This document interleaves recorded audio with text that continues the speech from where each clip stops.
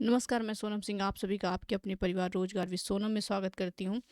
अगर आप चैनल में नए हैं तो चैनल को लाइक, सब्सक्राइब और शेयर करना ना भूलें। आज हम यूपी टेट से संबंधित बाल विकास एवं शिक्षण शास्त्र के क्वेश्चन लेने जा रहे हैं, जो कि बहुत ही इंपॉर्टेंट क्वेश्चन है और हर बार रिपीट होते रहते हैं और सीटेट में भी आते हैं। लेकिन मेन जो है हम लोगों ने यूपी टेट के क्वेश्चन लिए हुए हैं, क्योंकि आप लोगों को बहुत जल्द ही फॉर्म यूपी टेट के ऑनलाइन होने वाले हैं।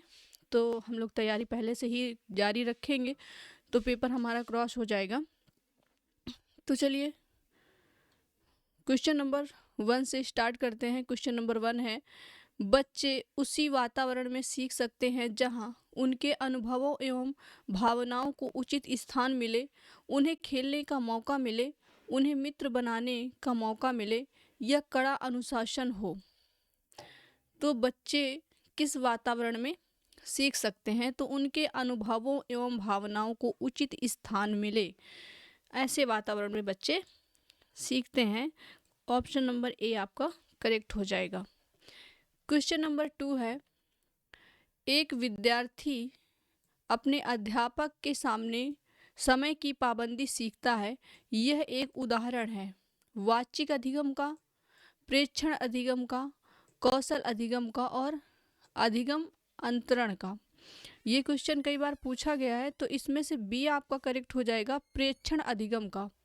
क्वेश्चन नंबर 3 है, विद्यार्थियों के सीखने में जो रिक्तियां रह जाती हैं उनके निदान होगा यहाँ पे, उनके निदान के बाद चाहिए। विद्यार्थियों के सीखने में जो रिक्तियां रह जाती हैं उनके निदान के लिए चाहिए, तो क्या चाहिए?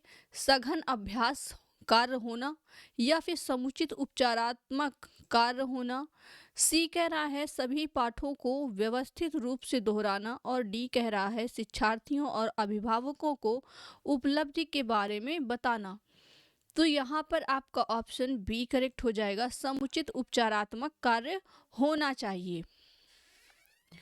क्वेश्चन नंबर 4 है, एक शिक्षक बच्चे द्वारा की गई छोटी छोटी गलतियों पर क्रोध प्रकट करता है। यह इंगित करता है, तो ये किस चीज़ पर, ये किस बात पे इंगित करता है? यहाँ पे जो ऑप्शन दिए हुए हैं, तो ए है आपका वह बच्चे का शुभ चिंतक है, बी कह रहा है उसमें ज्ञान की कमी है और सी कह रहा है वह कुंठित है और डी है वह संवेदनात्मक रूप से संतुलित नहीं है।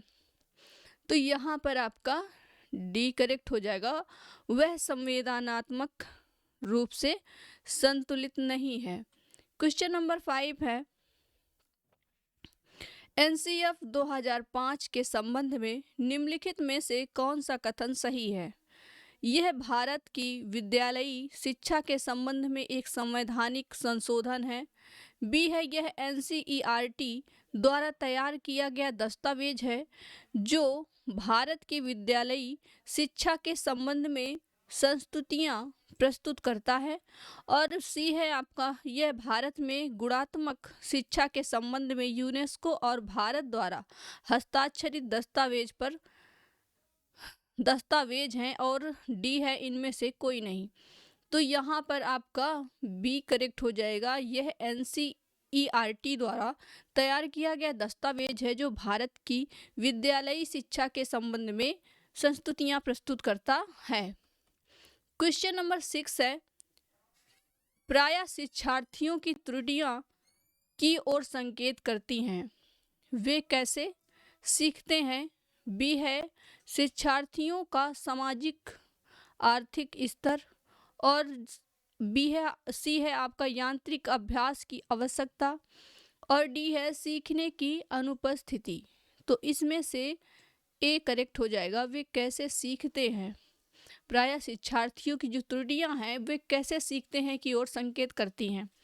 क्वेश्चन नंबर 7 है, एक बच्चा जो से ग्रस्त है वह सा को वाज और न्यूक्लियर को अनक्लियर में अंतर नहीं कर सकता।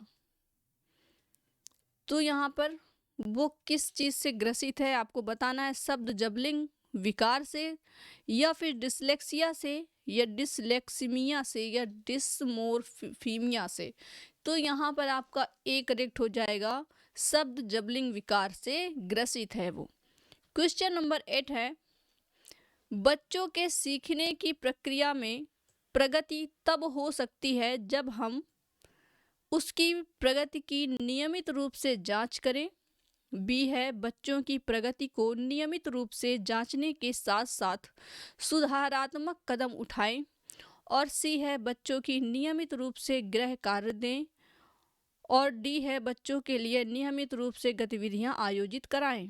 तो यहाँ पर बी ऑप्शन करेक्ट हो जाएगा, बच्चों की प्रगति को नियमित रूप से जांचने के साथ साथ सुधारात्मक कदम उठाएं।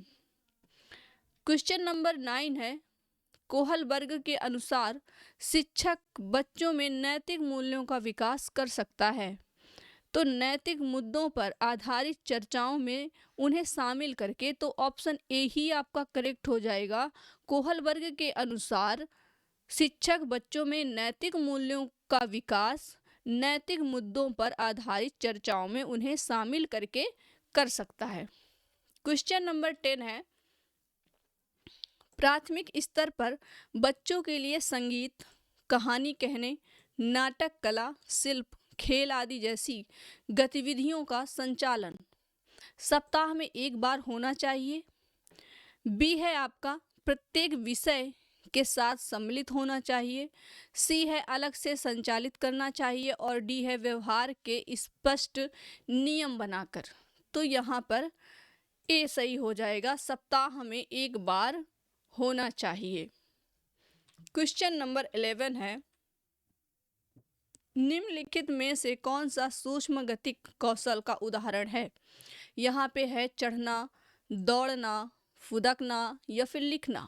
निम्नलिखित में से कौन सूक्ष्म गतिक कौशल, तो ये कई बार आपका यूपी टेट में पूछा गया है। तो यहाँ पर ऑप्शन डी करेक्ट हो जाएगा, लिखना।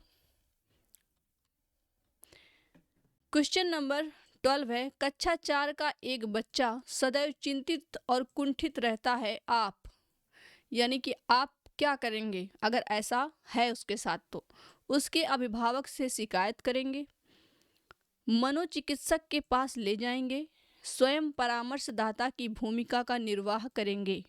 तो यहाँ पर अगर बच्चा चिंतित और कुंठित है तो आप स्वयं परामर्शदाता की भूमिका का निर्वाह करेंगे। तो ऑप्शन सी आपका करेक्ट हो जाएगा।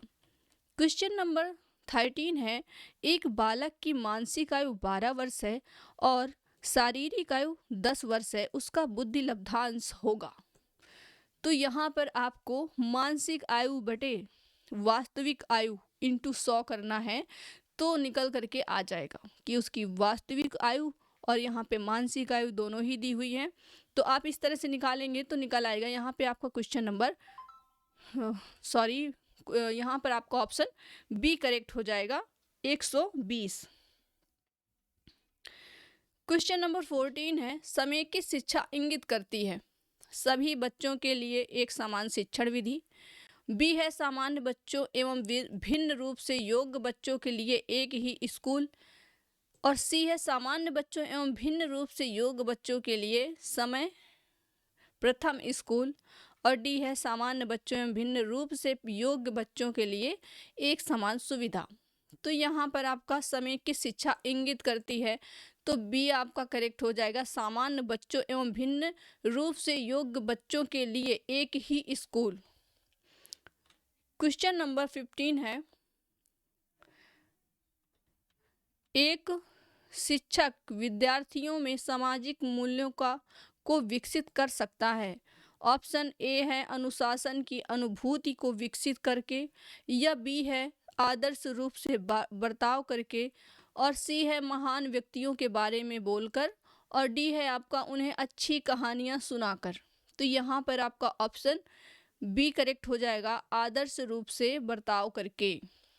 एक शिक्षक विद्यार्थियों में मानसिक मूल्यों को विकसित कर सकता है आदर्श रूप से बर्ताव करके। तो ये आपके क्वेश्चन जो भी हैं, तो ये हर बार आपके काफ़ी बार रिपीट हुए हैं यूपी टेट में। तो आप लोग अच्छे से पढ़ते रहिए, और आप लोगों का फॉर्म जल्द ही ऑनलाइन होने वाले हैं।